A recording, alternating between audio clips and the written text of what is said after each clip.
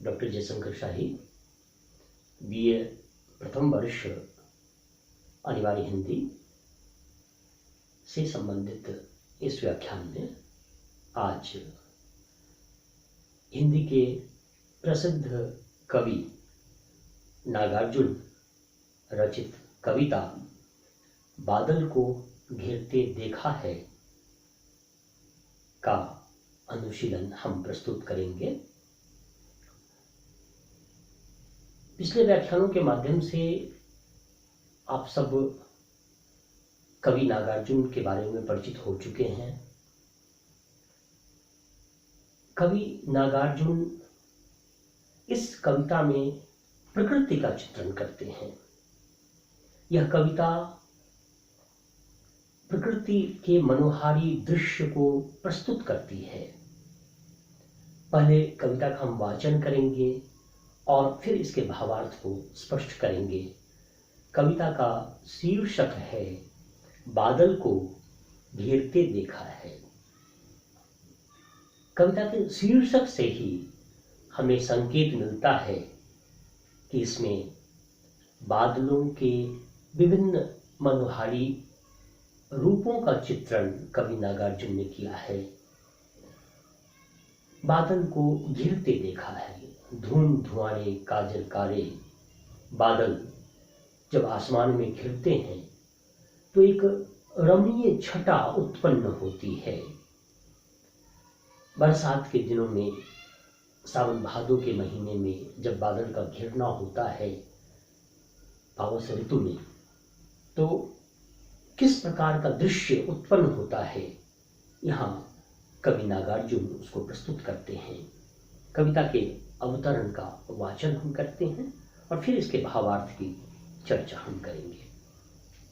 कविता का शीर्षक है बादल को घेरते देखा है।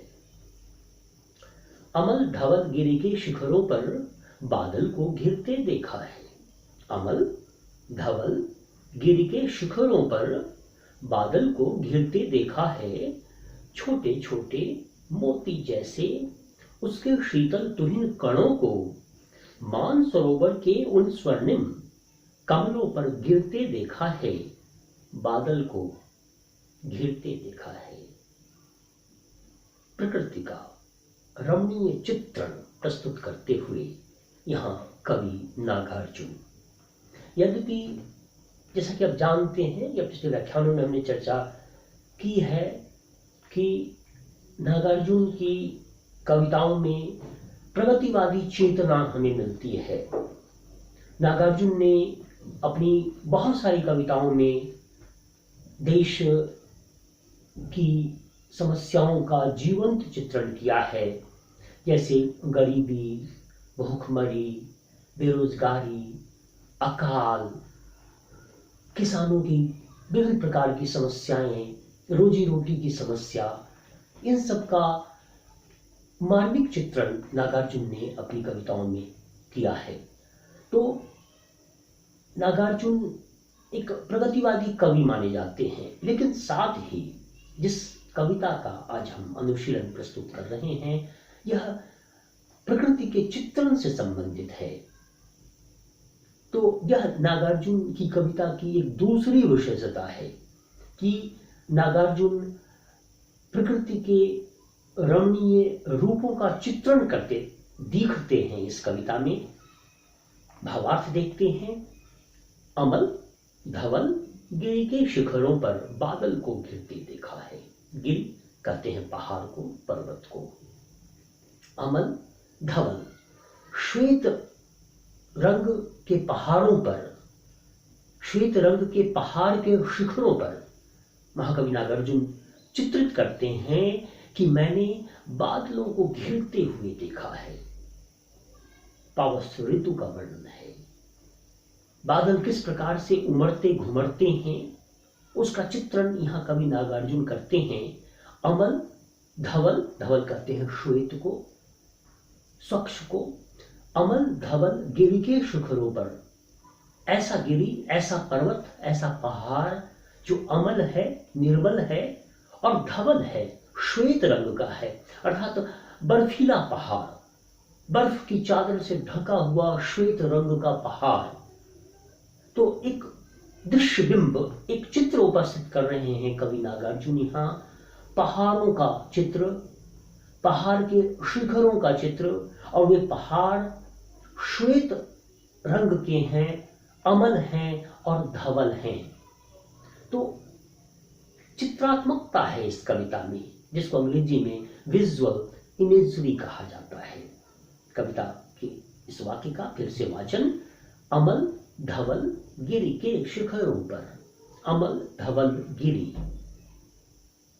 ये सारे शब्द तत्सम शब्द कहलाते हैं। और तत्सम शब्द आप सब जानते हैं कि वे शब्द होते हैं जो संस्कृत के मौलिक शब्द हैं।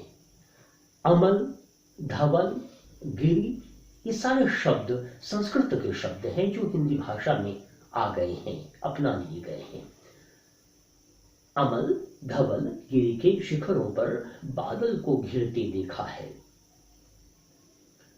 पहाड़ के शिखरों पर और वैसे पर्वत, वैसे डूंगर जो अमल हैं, निर्मल हैं, स्वच्छ हैं और धवल हैं, श्वेत वर्ण के हैं, अर्थात बर्फ से ढके हुए हैं।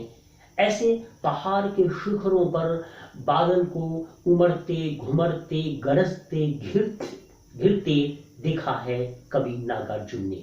चित्रात्मकता इस कविता की विशेषता है और प्रकृति के मनोहारी दृश्य को प्रस्तुत करते हुए कवि नागार्जुन यहाँ दिखते हैं।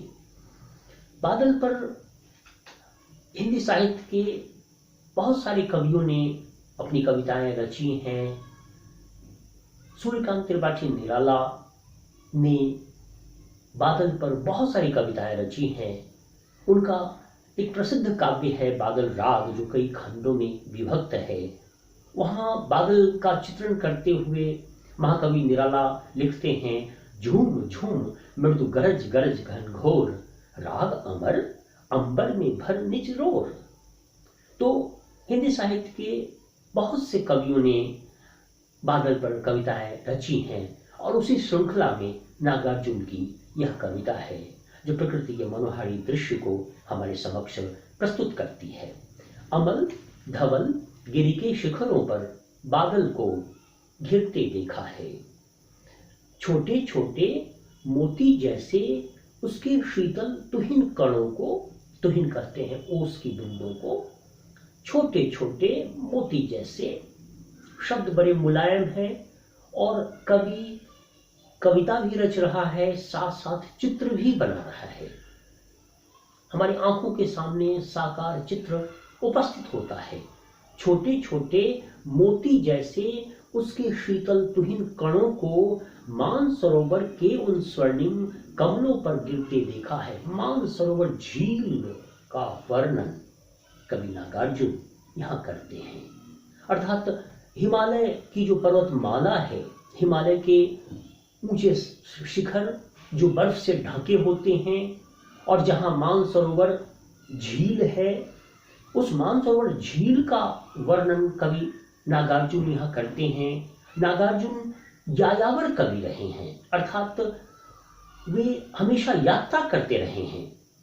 देश के विभिन्न भागों की उन्होंने यात्राएं की थी और उसी क्रम में हिमालय प्रदेश, हिमालय क्षेत्र की भी यात्रा उन्होंने की थी।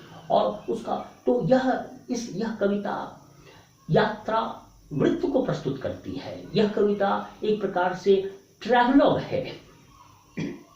यह कविता हिमालय की उपत्यका, हिमालय के प्रदेश की जो रमणीय घाटियां और वादियां हैं, हिमालय पहाड़ के जो ऊंचे शिखर हैं जो बर्फ से ढके हैं और उसके ऊपर घिरते हुए बादल का चित्र यहाँ प्रस्तुत करती हुई यह कविता है। तो अमल धवल गिर के शिखरों पर बादल को घिरते देखा है, छोटे छोटे मोती जैसे उसके शीतल तुहिन कणों को मानसरोवर के उन स्वर्णिम कमलों पर घिरते देखा है। मानसरोवर झील का चित्र हमारी आंखों के समक्ष प्रस्तुत कर रहे हैं कवि नागार्जुन। और साथ साथ मानसरोवर झील में जो कमल के पुष्प प्रस्फुटित होते रहते हैं, कमल के फूल जो खिलते रहते हैं, उसका चित्र हमारे समक्ष प्रस्तुत कर रहे हैं यहाँ कवि नागार्जुन। अमल धवल गिर के शिखरों पर बादल को घिरते देखा है, छोटे छोटे मोती जैसे उसके शीतल तुहिन कणों को मानसरोवर के उन स्वर्णिम कमलों पर गिरते गिरते गिरते देखा है, बादल को घिरते देखा है। इस अवतरण में जैसा कि हमने देखा कि प्रकृति का चित्रण कवि नागार्जुन करते हैं। भाव पक्ष और कला पक्ष दोनों ही दृष्टिकोणों से यह अवतरण सार्थक है। तत्सम शब्दों की बहुलता है, तुक की योजना है, बादल को घिरते देखा है, कमलों पर गिरते देखा है, बादल को घिरते देखा है। शब्द शैली, भाषा शैली सुबोध, सरल और बोधगम्य है। आज इस वक्तव्य के साथ ही मैं अपनी वाणी को विराम देता हूँ।